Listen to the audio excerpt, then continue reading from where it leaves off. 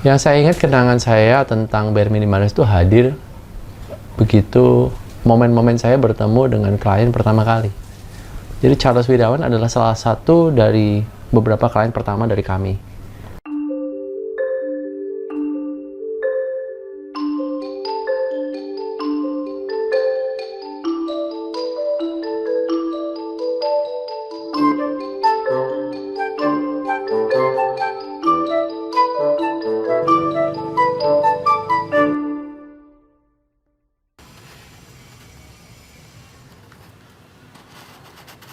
Ketika saya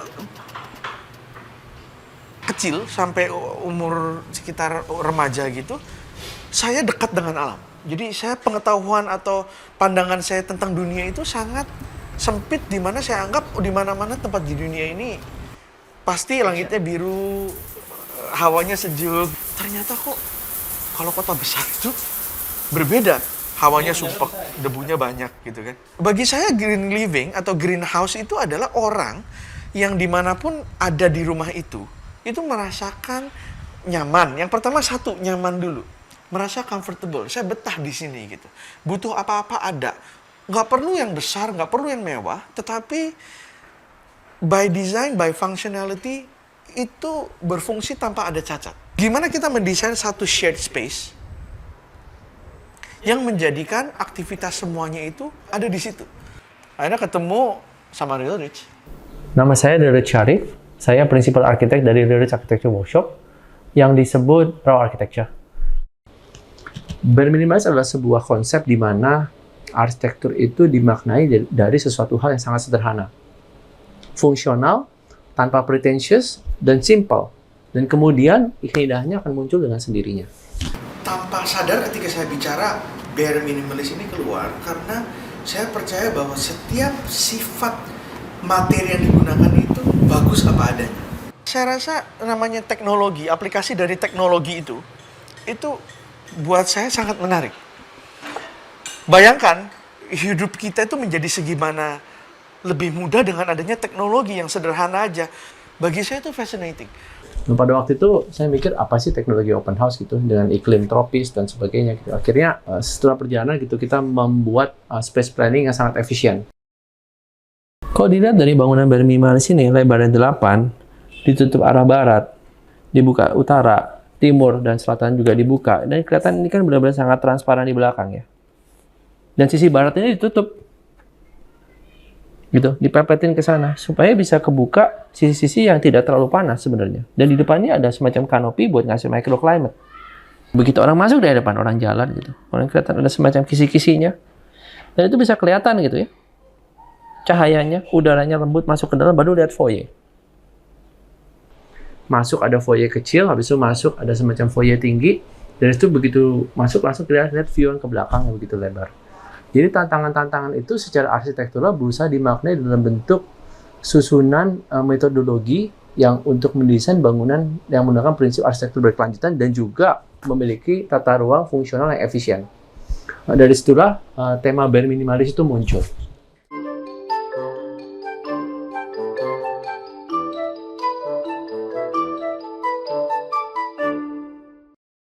Kenapa sih arsitektur Bare Minimalis itu secara ambience ya, itu banyak menggunakan material beton gitu ya, semen gitu, semen expose gitu. Karena pada dasarnya pada waktu kami melakukan riset gitu, material yang paling banyak ada di pasar itu adalah material menggunakan material tersebut. Ide dasarnya adalah bagaimana menggunakan material itu sesedikit mungkin dan seestetikal mungkin gitu. Jadi memiliki nilai artistik yang tinggi. Dan bagaimana material itu juga bisa dibuat secepat mungkin menggunakan sistem modular panel. Ini tanpa sadar ketika saya bicara Bare Minimalis ini keluar karena saya percaya bahwa setiap sifat materi yang digunakan itu bagus apa adanya. Manusia yang paling cantik adalah manusia memang pada dasarnya begitu, nggak usah pakai dandan. Begitu juga dengan bahan rumah.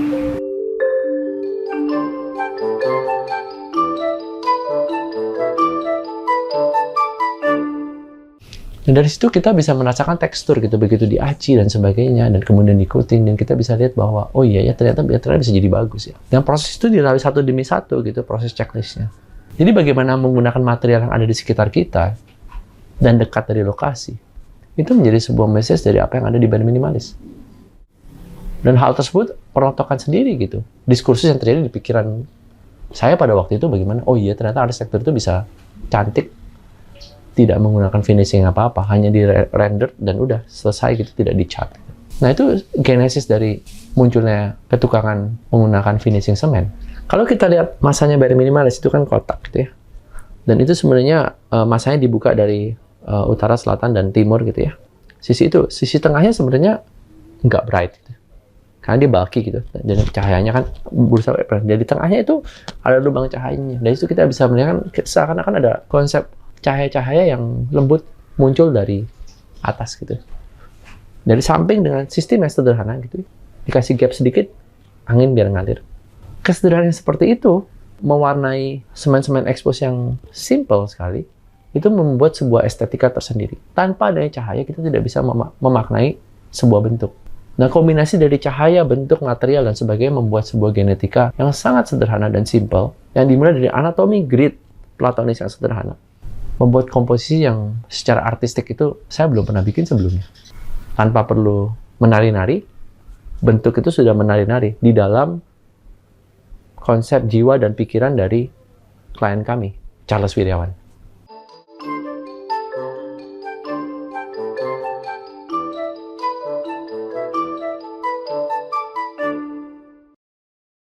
Pada waktu itu desain Charles itu udah selesai gitu, dan kita memutuskan, Charles bilang sama saya, Ridit, kamu tahu nggak yang bisa ngebangun ini siapa gitu. Dan saya ingat saya panggil dia Pak Singgi, dia itu seperti paman saya ya. Nama saya Singgi, dalam rangka memulai bangunan yang mungkin suatu yang baru mengenai bentuk bare minimalis. Di situ saya ketemu owner yang dengan orang yang benar-benar ngerti dan keinginannya itu seperti yang diinginkan oleh Ridit Syarif. Kita juga mengolah data dengan berbagai bentuk yang mungkin suatu yang dianggap baru. Buat saya itu pengalaman saya paling bagus. Dan itu kita mengusahakan dengan owner, permintaan owner ataupun dengan gambar yang kita sediakan dari Ridit Syarif, itu kita usahakan yang terbaik dengan apa yang pernah kita bikin. Dan harapan kita juga waktu itu berjalan sesuai waktu yang diinginkan. Ternyata owner merespon dengan baik keinginan dia dan keinginan kita bersatu. Dan itu buat saya itu merupakan suatu anugerah bahwa saya itu bisa mengikuti Ridit Syarif, yang mana buat saya juga itu pengalaman baru buat saya bagi bangunan-bangunan bentuk yang bare minimalis. Arsitektur itu muncul dari kolaborasi klien yang sangat ideal gitu ya. Bagaimana proses iterasi, proses perputaran desain terus-menerus selama berkali-kali di dalam proses desainnya, dan juga bagaimana berkolaborasi lintas disiplin. Di sini ada yang Pak Singgi, general kontraktornya, ada dari HVAC engineer-nya Pak John Budi, dan juga ada Pak Henry untuk sistem plumbing-nya. Jadi bagaimana Pak Charles itu menginginkan bahwa airnya itu langsung bisa diminum. Dari rumah itu yang buat saya sangat menarik itu masalah di samping bare minimalis, itu bentuknya juga agak buat saya itu sesuatu yang aneh gitu loh. Tapi buat anehnya itu misalnya dengan plafon ya. Plafon owner minta dari bentuk kayu, tapi kita usahakan dengan anggaran yang minimalis tapi bentuknya sesuai. Nah itu contohnya dengan kayu, seperti kayu jengjing, jadi diolah. Kita rakit bentuknya sama-sama tapi akhirnya begitu jadi ya, kalau saya lihat sih bagus betul. Tuh. Banyak dia desain dari campuran antara aluminium, kusen segala macam, kemudian dengan komposisi grill besi baja hollow yang mengelilingi bangunan itu dalam bentuk vertikal. Buat saya suatu komposisi yang bagus. Seringkali kita memakai AC split wall di dalam ruang tidur kita. Ini sangat bahaya sekali untuk kesehatan kita. Mengapa sangat bahaya sekali? Karena split wall itu udaranya ada recirculation. Jadi udara yang ada di dalam ruangan tersebut akan terus berputar, tidak ada udara luar yang masuk ke dalam ruangan. Padahal kita tahu bahwa kita hidup perlu bernafas, dan kita bernafas perlu oksigen. Kalau misalnya udaranya itu terus-menerus tidak ada udara luar, berarti oksigen di dalam ruangan tersebut itu lama-kelamaan kadarnya akan berkurang. Menurut OSHA, yaitu Occupation Safety Health Administration dari Amerika, apabila kondisi oksigen, kadar oksigen di dalam suatu ruangan kurang dari 19,5%, maka kondisi ruangan tersebut disebut oksigen defisiensi atmosfer. Kita sudah kembangkan AC yang khusus untuk daerah tropis ini, yaitu untuk rumah sakit, untuk clean room, maupun untuk farmasi. Nah, baru-baru ini kita baru mengembangkan untuk rumah tinggal. Salah satunya kita memasukkan udara luar di dalam AC tersebut. Jadi AC tersebut sudah bisa mengatur temperatur dan kelembapan yang ada di dalam ruangan. Kita memanfaatkan panas buangan di dalam AC tersebut untuk menghasilkan air panas. Dari desain itu kemudian ada lagi masalah yang buat saya tertarik itu apa? Dia punya suatu sistem pengolahan air panas yang keluar dari outdoornya AC itu ditampung untuk digunakan menjadi air hangat untuk mandi. Air buangan sirkulasi itu bisa masuk ke dalam tangki untuk menjadi pemanas. Nah, pemanas itu akan dipakai dalam rumah itu untuk mandi atau cuci dapur yang ada air hangatnya sekalian dan sebagainya.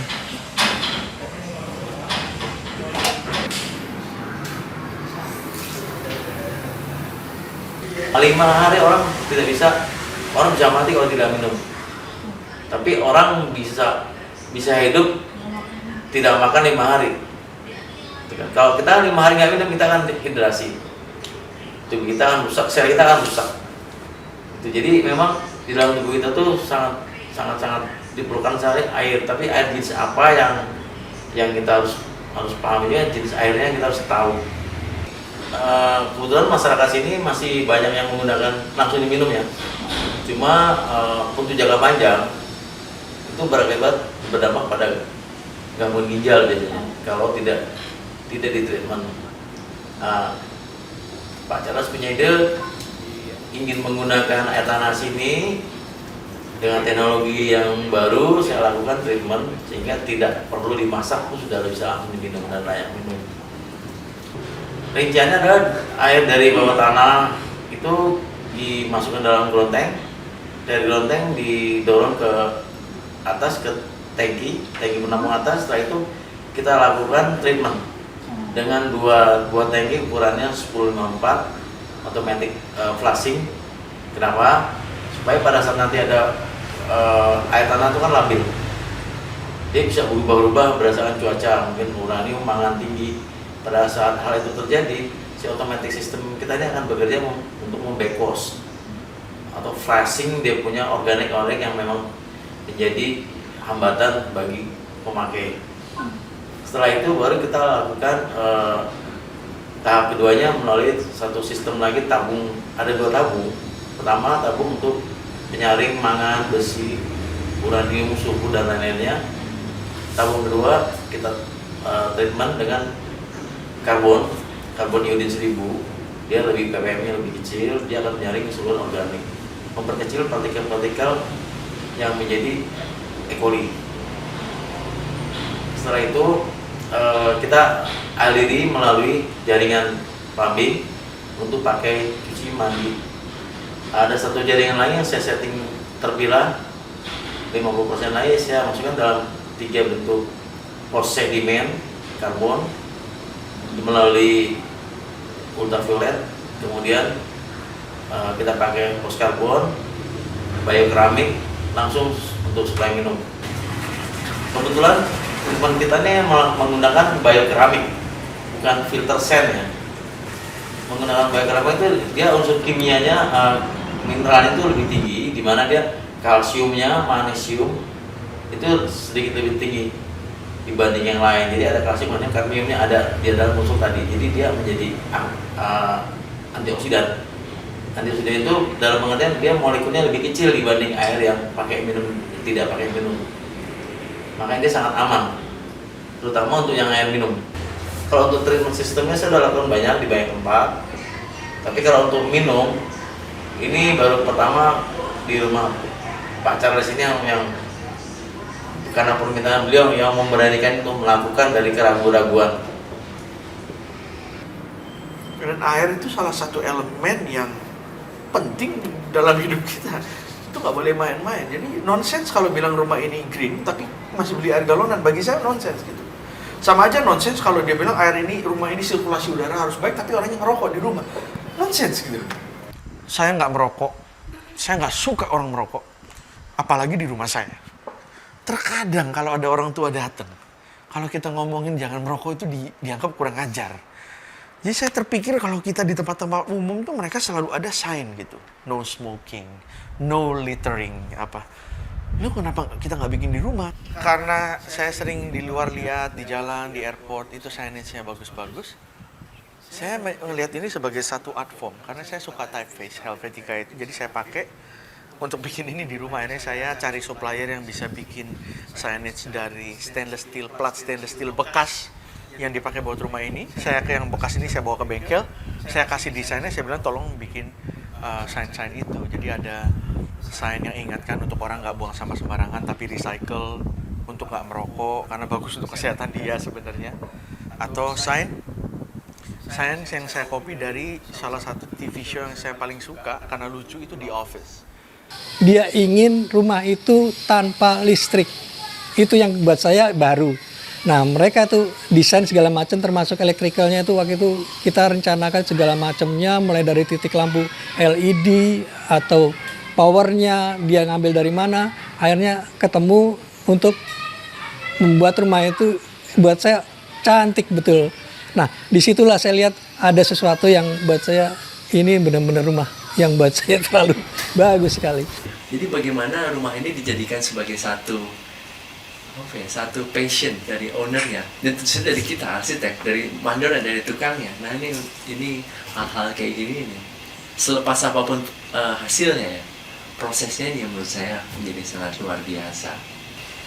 Jadi ini di sini faktor prosesnya antara structure engineer, MA, klien, dan untuk dari segi kontraktor dan segi mandor juga di lapangan. Wah, ini benar-benar jungkir balik, fast track. Jadi total dari segi pengerjaan termasuk perencanaan adalah 11 bulan. Kesulitan lainnya yang paling sulit dalam pengerjaan rumah yang di Pesanggerahan. Ya, ya seperti sih ada yang sulit ya. Cuman sulitnya itu komunikasi aja antara saya dengan si owner itu. Jadi keinginannya luar biasa gitu. Prosesnya ya? Prosesnya itu. Jadi itu belajar Ya. tentang proses ya? Betul, ya. Kalau pengerjaan sih nggak ada yang sulit. Kerjanya luar biasa keras ya? Iya. Saya sih namanya proses ya. Owner tuh gimana-mana nggak ada yang sama. Jadi buat saya ya ikutin aja apa yang ada. Itu aja sih sebenarnya. Servis nomor 1 ya? Servis nomor 1. Bagi saya dapat tugas itu harus selesai, itu yang sudah selesaikan itu aja. Saya poinnya cuma itu.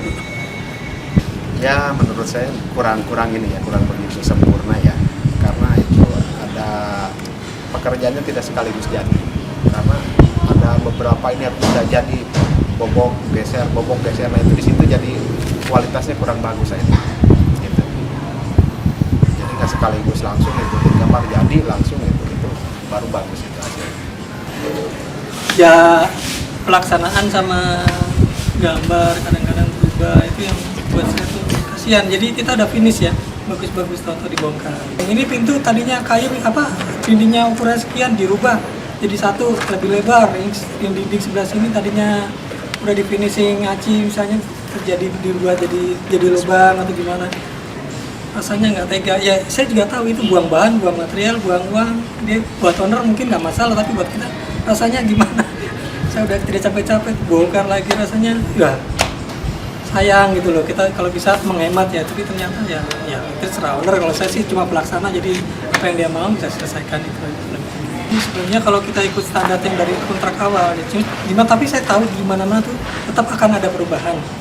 Cuma jangan sampai terlalu drastis gitu. Jadi mereka kesibuk kesulitan. Jadi itu bagi saya agak lucu sih gitu. 100% lampu di rumah ini udah pakai lampu LED yang teknologinya sudah cukup matang. Produksi tahun 2011 awal dengan hanya penggunaan listrik per lampu 3 watt. Nah, kalau kita lihat titik-titik lampu di rumah ini, itu ada 2 tipe, ada satu indirect lighting di mana saya taruh di ceiling mendapatkan efek pantulan. Yang memberikan efek kayaknya ceiling ini lebih tinggi daripada asalnya. Tapi dia tidak mempunyai efek penerangan langsung. Yang mempunyai efek penerangan langsung adalah spotlight yang saya pasang tadi. Yang menerangi tempat-tempat tertentu, contohnya meja makan. Jarak sekitar 1 meter dari atas meja makan, saya terangi lampu ini 3. Jadi kalau panjang meja 2 meter, saya kasih lampu 3 kali 3 watt. Jadi 9 watt untuk menerangi makan ini. Jadi kalau kita lagi makan, piring atau sayur yang ada di sana itu terang. Tetapi di belakangnya tempat makan itu nggak terang, tapi dia cukup mendapat pantulan dari tempat ini gitu. Ya, jadi cuma pada proses yang digunakan untuk menggunakan bahan itu menjadi lebih sedikit sehingga lebih murah dan maintain-nya pun lebih gampang. Ini itu tujuan dari bare minimalism itu. Saya sebenarnya orang yang nggak kepingin punya rumah yang wah kayak gimana. Saya orangnya malas keluar, jadi saya kepingin kalau gaul sama teman-teman saya ajak ke sini gitu kan. Saya rasa yang penting ketika elemen-elemen tadi yang saya selalu preach ke orang-orang, dapat hawa yang segar, bersih juga, nyaman. Konsep itu dimulai ya dari readings terhadap klien, kebutuhan klien, readings terhadap literasi arsitektur, dan readings terhadap inovasi yang ada melalui literasi desain. Dan disitulah munculnya ya eksperimentasi desain di dalam arsitektur. Di mana arsitektur itu begitu dibuka-buka gitu, akhirnya terjadi sebuah perspektif yang multidimensional. Dia juga tradisional tapi juga modern, dia juga efisien, tetapi juga memiliki nilai politik gitu. Dan secara sekuensial dari awal sampai akhir menjadikan sebuah pengalaman ruang yang bisa membuat klien itu hidup lebih bahagia. Saya rasa cukup. Saya bisa mungkin tinggal di sini nanti sampai punya anak, bahkan saya punya cucu, saya nggak keberatan.